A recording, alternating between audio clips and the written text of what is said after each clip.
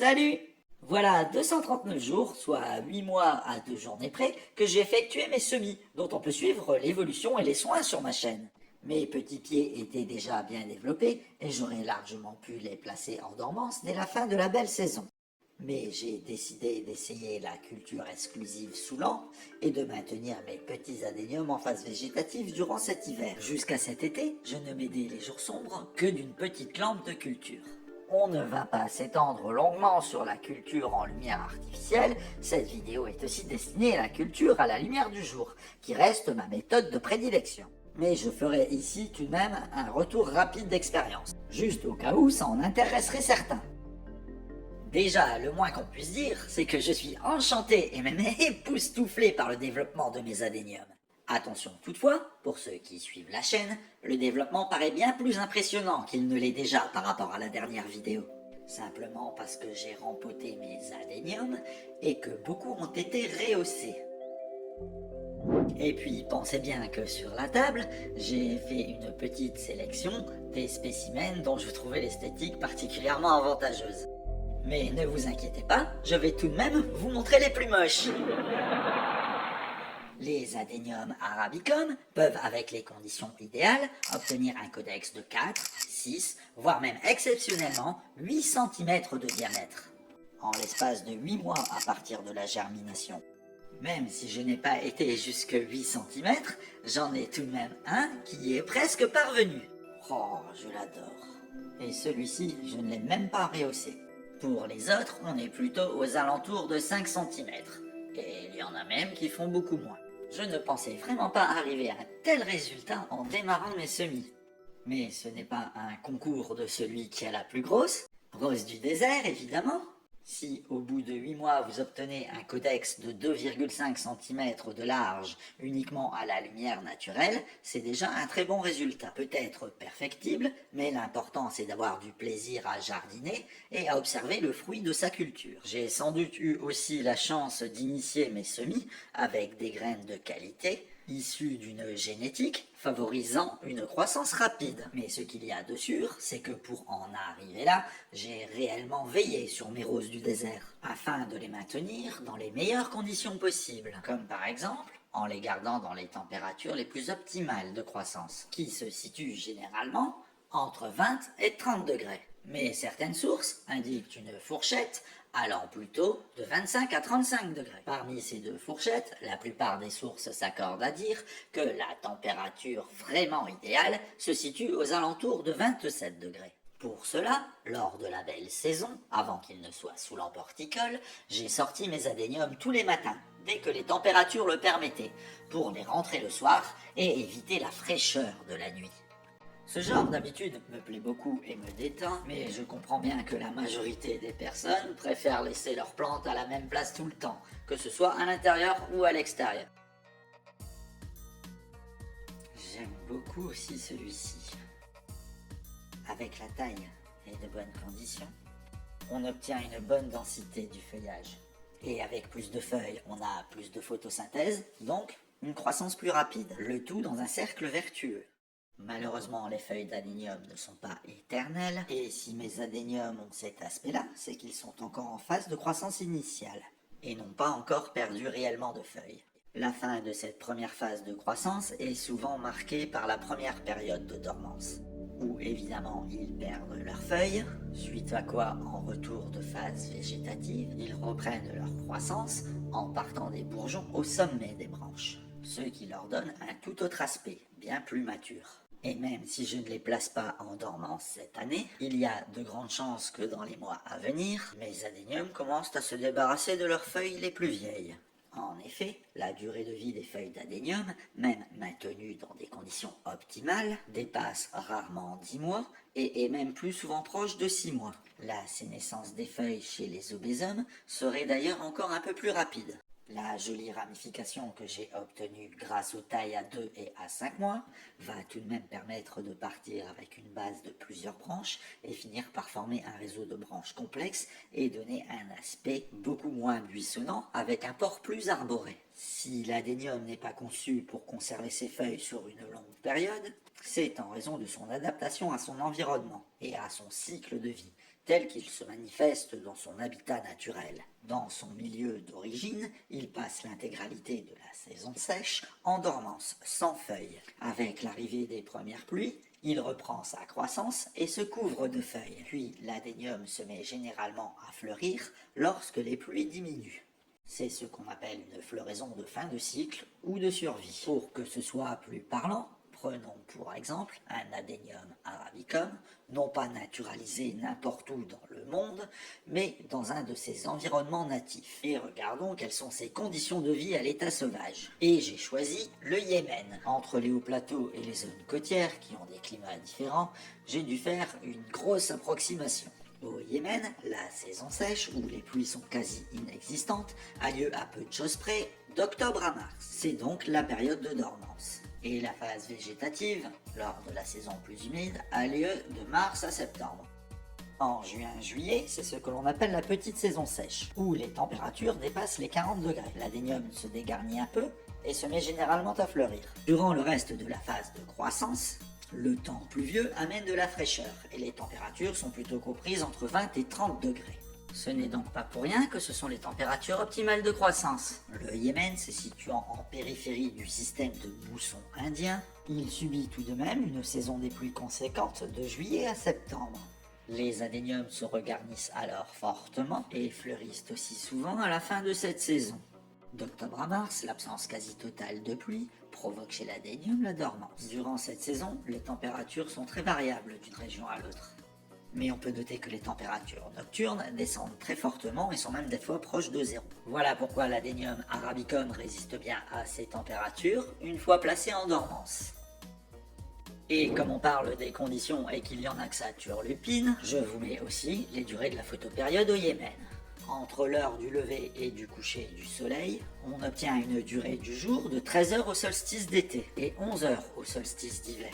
Mais ça, ce n'est pas la durée de la photopériode, c'est la durée du jour astronomique, auquel il faut ajouter les deux périodes de crépuscule, du matin et du soir, qui sont chacune à cette latitude d'à peu près 25 minutes, que j'ai arrondi à 30, ce qui donne une photopériode de 14 heures au maximum en été et de 12 heures en hiver. Si une photopériode trop brève peut stopper la phase végétative, l'adénium appréciera tout de même grandement des nuits bien plus courtes que dans son milieu naturel.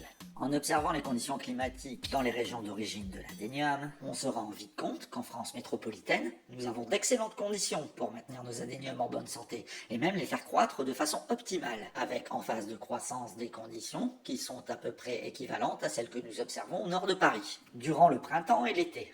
En le cultivant en pot et en lui faisant vivre une saison sèche l'hiver en le plaçant en dormance à l'intérieur, nous pouvons faire vivre un cycle de vie saisonnier complet à nos adéniums, au même moment que dans son habitat d'origine à peu de choses près.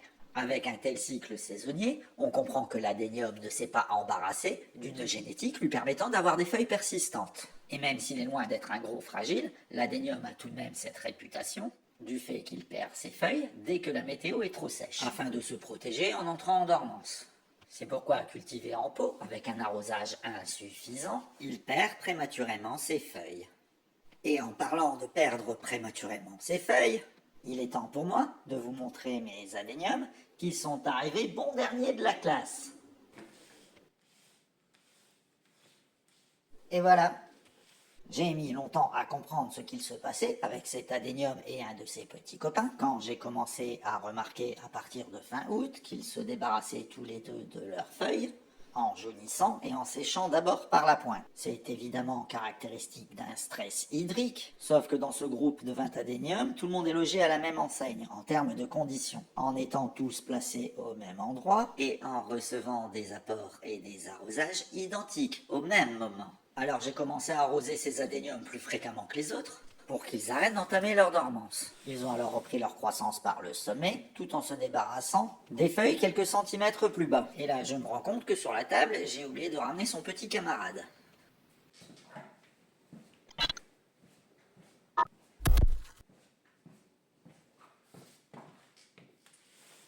Sur celui-ci c'est un peu moins évident, mais c'est quand même pas mal dégarni. Puis j'ai fini par comprendre ce qui leur est arrivé en octobre lors du rempotage. En dépotant ces deux spécimens, je me suis rendu compte d'une chose que j'avais totalement oubliée. c'est qu'il y avait bien une variable différente entre ces deux adéniums et le reste de la culture. Ces deux adéniums étaient en fait dans un substrat composé un peu différemment des autres. Lors du premier rempotage de mes semis, j'avais préparé 2 pots remplis aux 3/4 avec un substrat uniquement minéral et recouvert d'un quart du même mélange que les autres. Et comme je n'ai pas marqué les pots et que ce fait m'était complètement sorti de la tête, je n'en ai jamais tenu compte lors de l'arrosage, ce qui a fini par causer problème lorsque les racines ont commencé à coloniser la couche de gravier. Ce n'est donc vraiment pas grave, c'est juste l'adénium qui se préparait à entrer en dormance. Ce sont des choses qui arrivent fréquemment, et même si c'est vrai qu'à côté des autres, ils sont tout de même vraiment moins beaux, c'est ce à quoi on peut s'attendre avec la sénescence naturelle des feuilles de l'adénium, en reprise de phase végétative, après une dormance par exemple. Du coup, c'est une sorte d'avant-goût, comme une projection dans le futur, qui permet bien d'illustrer le fait que si on ne multiplie pas les branches, on va se retrouver avec une canopée très haute et une allure longiligne. Ce genre de silhouette naturelle est déjà très appréciable et même franchement satisfaisante. D'ailleurs, je vais laisser le deuxième adénium tranquille et le laisser tiger à sa guise pendant quelques temps. Mais c'est quand même pour moi l'occasion rêvée de m'amuser avec cet adénium-là en lui faisant une taille un peu plus drastique, qui devrait permettre dans un premier temps de le redensifier, mais aussi peut-être d'initier et de structurer sa future silhouette lorsqu'il sera plus mature. Si on laisse comme ça, même avec de très bonnes conditions, il y a très peu de chances que des branches repartent plus bas, à cause de la dominance apicale qui est relativement forte chez l'adénium. La dominance apicale, c'est cette tendance qu'ont certaines plantes à pousser vers le haut par le bourgeon au sommet des branches. Et si de fait c'est le bourgeon principal qui pompe toute la sève, ce n'est pas ça la cause de la dominance apicale, mais plutôt sa conséquence. En fait, l'apex, le bourgeon principal, émet une hormone, l'auxine. Ce messager chimique va alors inhiber la croissance des bourgeons latéraux plus bas sur la branche. En sectionnant l'apex, on stoppe immédiatement la production des auxines et les bourgeons latéraux sortent alors de leur sommeil. Mais ne se développent pas tous, parce que les bourgeons nouvellement réveillés près de la coupe vont rétablir leur propre dominance apicale. Assez parlé, il est temps de s'amuser en passant aux travaux pratiques.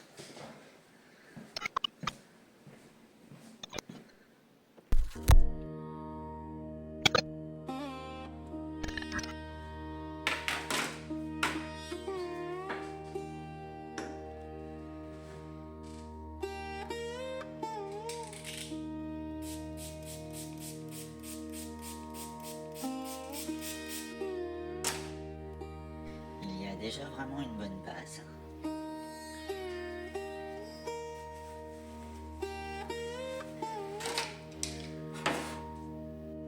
Ouais, je vais couper pas trop bas.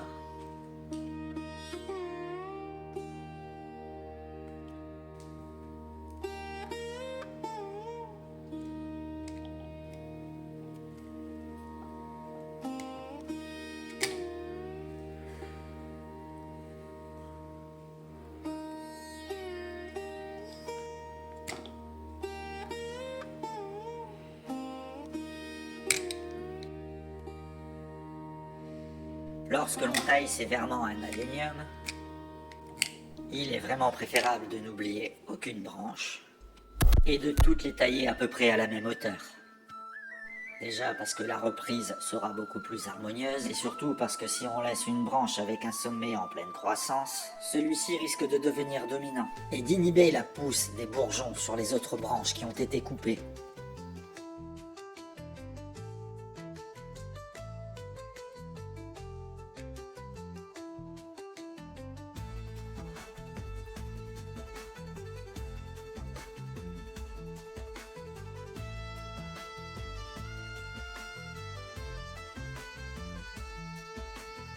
Pour la taille drastique à la lumière naturelle, il est recommandé d'agir lorsque l'adénium est en pleine phase de croissance active. On choisira alors le printemps pour les zones de culture où le climat est semblable à celui de la France métropolitaine. Après la taille, on modérera fortement l'arrosage. Parce que sans feuilles, il n'y a plus d'évapotranspiration. Selon les conditions, la reprise peut parfois être un peu longue. Elle peut se manifester au bout de 2 semaines, comme au bout d'1 mois, et même des fois plus. Au niveau de chaque section, on peut espérer que 2, voire même 3 bourgeons repartent. Mais certains rameaux n'en font qu'à leur tête et ne font repartir qu'un seul bourgeon. Dans ce cas, le seul bénéfice de la taille est que la plante repart plus bas, avec une branche en phase primaire de croissance. Et dans un premier temps, des entrenœuds plus courts.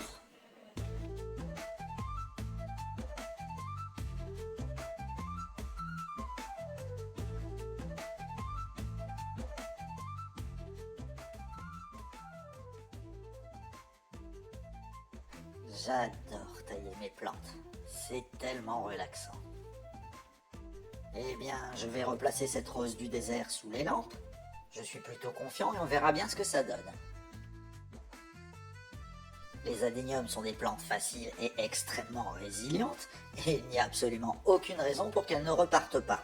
Mais ne pensez pas que le fait que je fasse le suivi de culture sous lampe me rende plus confiant que si je le faisais à la lumière naturelle au printemps. En effet, si la culture sous lampe donne des résultats réellement spectaculaires et stupéfiants, elle m'a déjà donné du fil à retordre. Et si je gère mal la puissance et la hauteur des lampes, je risque de cramer tout de suite les petits bourgeons à peine sortis. Ce ne serait pas réellement grave en soi, les adéniums sont réellement très résistants et pleins de ressources, et la rose du désert se remettrait à pousser une fois les conditions propices revenues. Mais je n'ai absolument pas envie que cette vidéo sorte dans 5 mois. En fait, j'ai déjà eu un peu de mal à gérer la hauteur des LED, et j'ai déjà pu observer mes adéniums manifester des réponses de photoprotection, qu'il faut prendre en compte avant qu'il ne soit trop tard. Un des indicateurs principaux de ces signes de stress est que les feuilles les plus proches de la source lumineuse se recourbent par les bords et adoptent une forme caractéristique de tacos.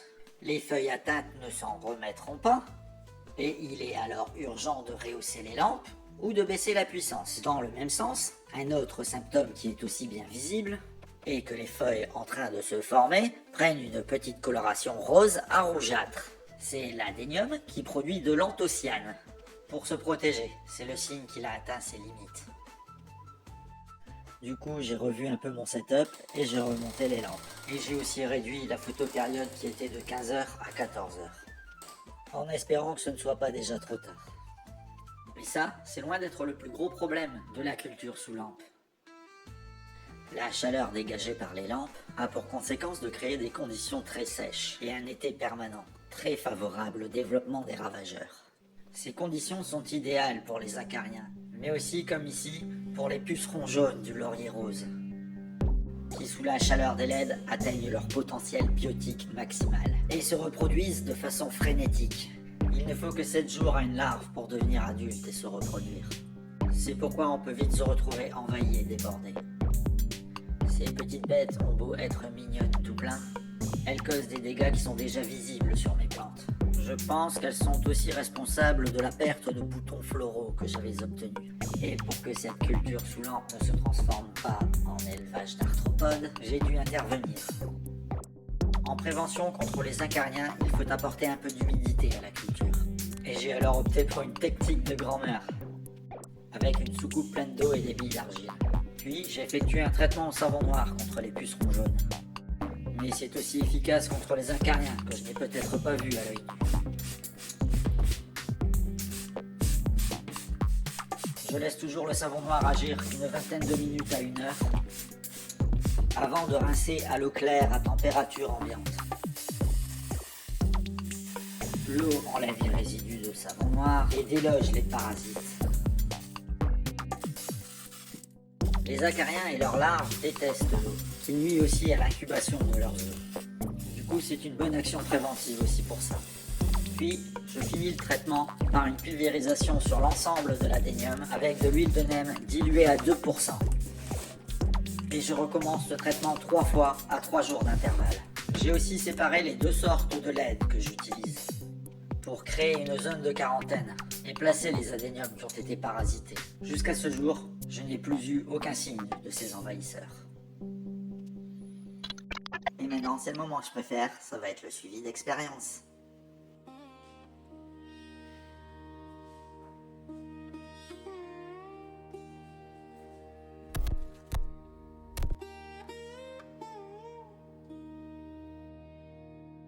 Les bourgeons qui étaient déjà présents à l'aisselle de chaque feuille, aussi appelés bourgeons axillaires, s'éveillent et apparaissent au bout de 9 jours, grâce à la levée de l'inhibition apicale. Quelques jours plus tard, ce sont par de nouveaux points de croissance qui étaient jusque-là inexistants que de tout nouveaux bourgeons, appelés bourgeons adventifs, se frayent un chemin à travers le cal de cicatrisation.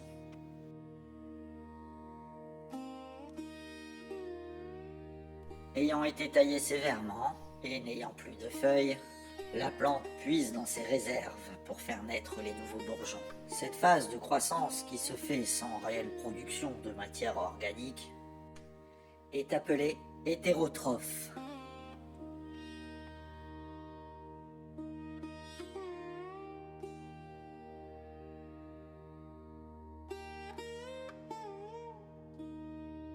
Depuis le début, ça me dérange un peu la présence de ces vieilles feuilles.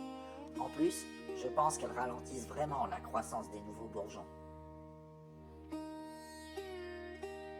Ouais, franchement, ça gâche.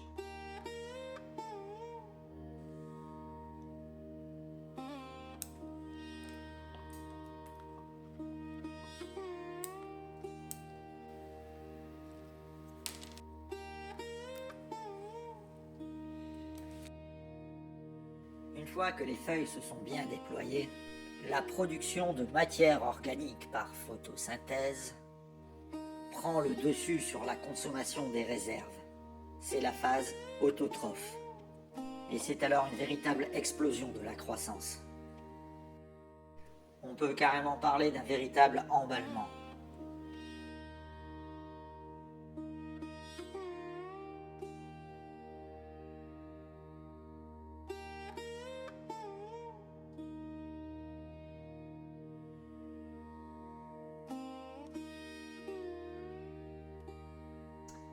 Ouais.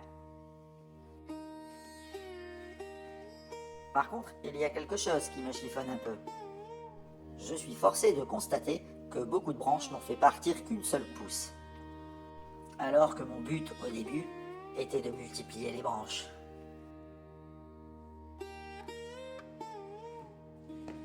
On remarque aussi des taches de décoloration jaune qui ressemblent à s'y méprendre à de la chlorose. Peut-être un signe que les apports sont insuffisants par rapport à la lumière que l'adénium reçoit. Ouais, mais comme mes adéniums sont sous lampe, il y a tout de même plus de chances que ce soit une photooxydation, c'est-à-dire une dégradation locale de la chlorophylle.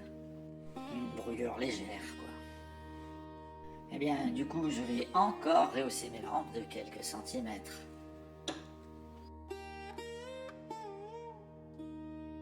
Même si on peut observer des décolorations jaunes sur cet adénium, les feuilles sont bien charnues. Et une fois placées au soleil, leur face supérieure est bien luisante, ce qui est tout de même un indice de bonne santé. Au prochain arrosage, j'ajouterai un engrais enrichi en fer, juste au cas où il s'agit tout de même d'une chlorose. Ça l'aidera peut-être. En tout cas, cet adénium a vraiment repris un aspect très décoratif. Tous les jours, je sors un de mes adéniums de la culture, pour le placer sur la table et en profiter. Et en me laissant aller à me perdre dans l'infinité des dimensions, la rose du désert semble s'épanouir alors comme un arbre miniature de la savane.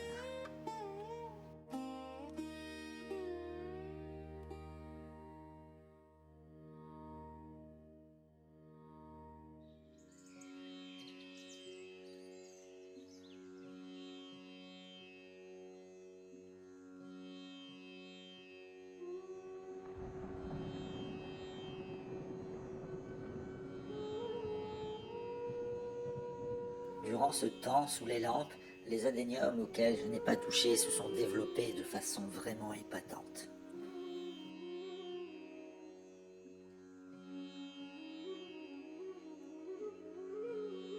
Et sur ces images, je vous dis à bientôt en vous remerciant d'avoir regardé cette vidéo jusqu'au bout. Salut!